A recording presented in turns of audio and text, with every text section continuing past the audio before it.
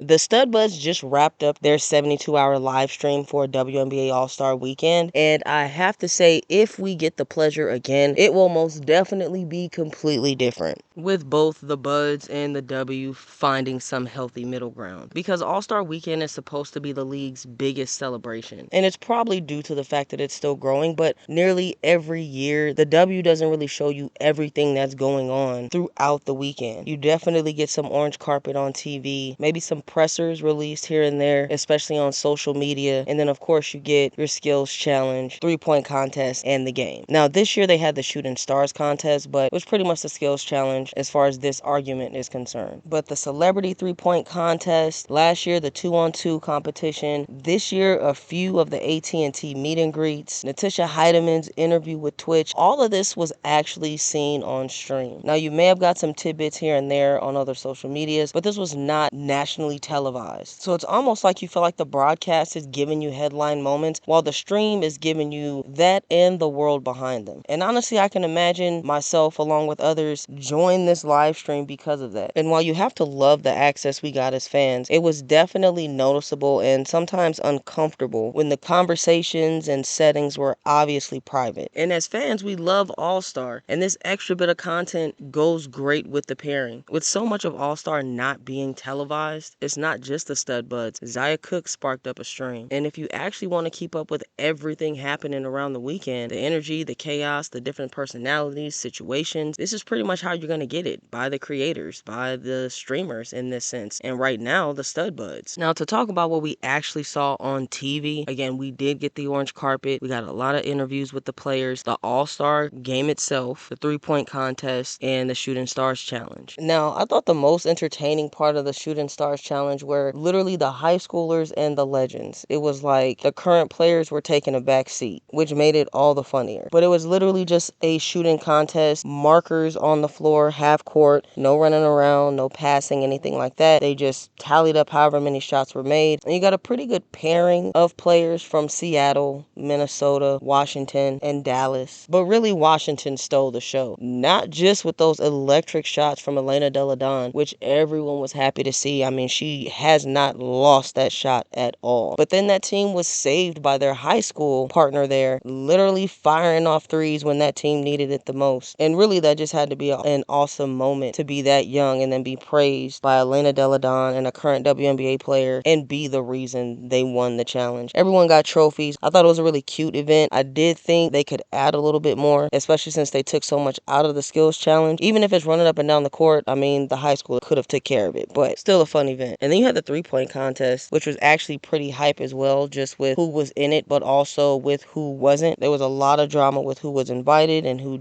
didn't participate and so on and so forth, but I think that just goes back to whatever communication and relationship problems are happening between the players and the front office in the W, but I digress. You had a lot of hype because Natisha Heideman was in it, just with the StudBudz live stream going on. You had Ryan Howard, Marina Mabrey, Azzi Fudd, and it's always interesting watching this particular contest because you know everyone out there can hit the three, but they're shooting from the rack and it almost immediately messes everybody up. So it was a little tough watching the 16 and 19 point scores, but to take it all home, Azzi Fudd had 30 points. She just caught fire, honestly, early. And it was really nice to watch, obviously as the #1 pick, and then Olivia Miles getting a lot of traction. She needed a moment, her time to shine, something that she could take home and have a record for herself, the first rookie to win this contest. So that was really fun. So that ended up being a good one for Azzi Fudd, even though Natisha Heideman flamed out. And you kind of knew why as a fan that was watching their live stream. From the moment they touched down, it was all about partying and getting lit. And with the stream sponsored, they were literal superstars walking around that city, walking around Chicago. And they went in that first night. Stud 1 and Stud 2, absolutely tearing it up.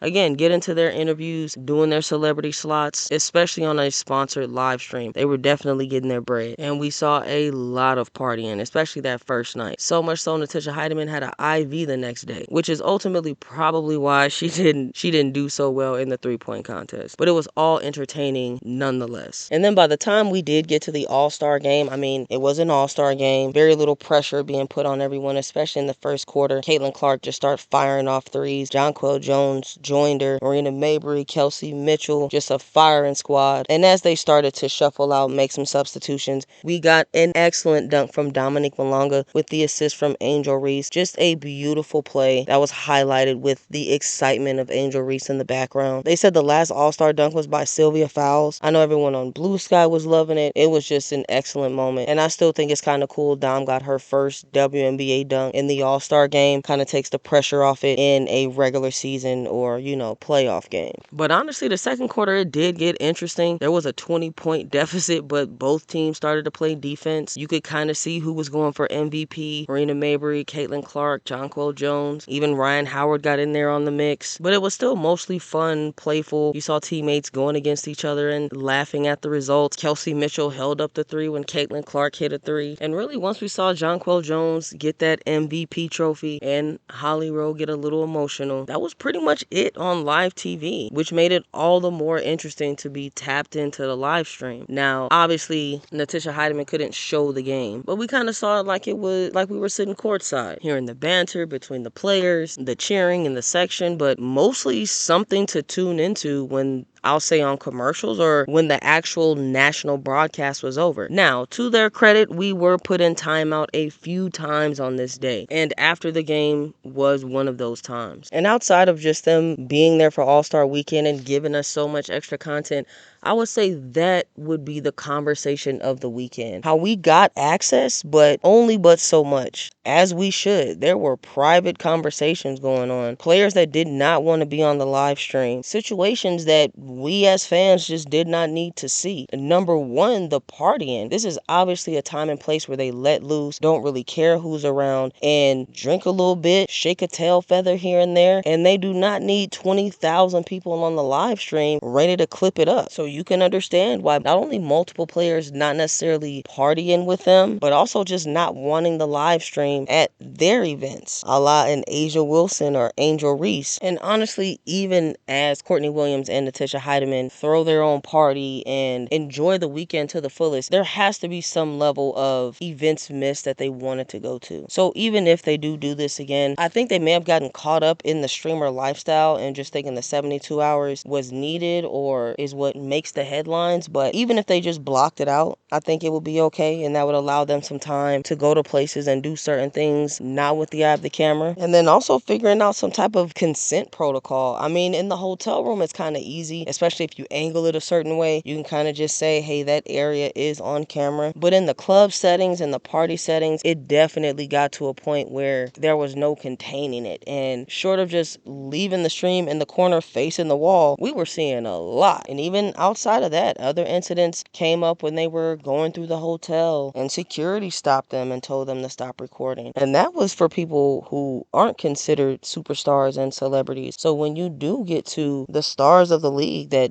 don't want to be on the stream and don't want to be caught saying the wrong thing at the wrong time, you pretty much have to respect that. And obviously the StudBudz are, but the fans have to. And there was a lot of discords in their comments with the amount of muting and facing away that was going on. But again, I think that can be corrected and prepared for outside of any production helping. I do think they can get ahead of it. Prepare the players that'll be around. Have locations that can't be recorded or locations that you know you're being recorded. The hardest part is you can't just land at either extreme. If you get too PR, too media, and just ban a live stream, then we do get the most corporate cookie cutter versions of our favorite players. And if you go too live stream and get too raw version, you lose the clean cut version you get of your favorite player. So I don't think the answer is no live streaming. I just think it's smarter live streaming that needs to happen. Obviously, the fans want to see this. They want more. The league still has to catch up in what they're showing us online and even on social media. And as more players step into stream, rules will be laid out. I just hope the players are the ones helping to set them. I mean, even when you consider the NBA, somebody like Jaylen Brown live streams. I mean, I can't imagine he would need to during an NBA All-Star Weekend because we see so much, but it would still be the behind the scenes from his point of view. And there would definitely be fans tapping in. So I say that to say All-Star Weekend is not the only thing evolving. The coverage is technically evolving into to this relationship between the fans and these players/creators now. You can't underestimate these two. Their energy is contagious. They walk around slinging catchphrases and pulling you into their orbit. I love the time they gave the fans, and you felt endeared to Natisha's personality through all of this. And ultimately, they are talking to the most marginalized group of a marginalized group. And I'm sure that's what speaks to the fans. They're not everyone's cup of tea, but the fans that truly rock with them, rock with them. And that's why I think the W has to find a middle ground and will continue to allow them to stream while putting some guardrails up. The question really isn't whether live stream belongs in All-Star Weekend or if it should be banned. I think it's building a version that protects the players, keeps the fans engaged in the most healthy medium possible. And whether it's the StudBudz or not next year, I do think something will be done to protect the vulnerabilities. I just hope they don't clean it up so bad that it loses all of its edge.